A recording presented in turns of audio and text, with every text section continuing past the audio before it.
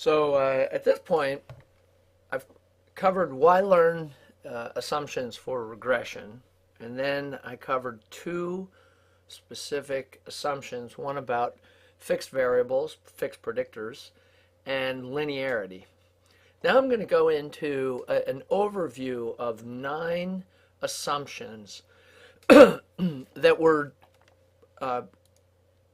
probably, these are typically considered in science to be doubles, where two people simultaneously came up with something. Well, this isn't like a discovery or a eureka. This is more of a math thing where Gauss and Markov independently derive the assumptions underlying ordinary least squares regression.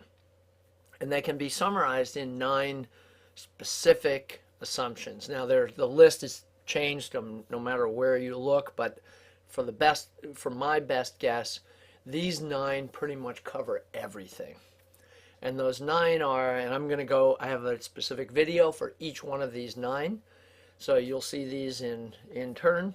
But first is homoscedasticity, second is normal residuals, third is about independence of residuals, fourth is an assumption about dependent variables and why they must be continuous because of the first 3. Fifth is that all predictors are variables, they can't be constants. Sixth, all predictors are measured without error, a key one that we'll talk about.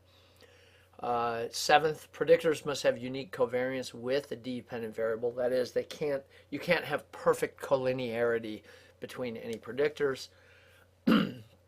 Eighth is, for each predictor, the expected error term is 0. And so that means just the mean error is 0. And then finally, the residuals are uncorrelated for any 2 predictors, so that we can't have any autocorrelation. And again, it's not important that you know each one of these right now.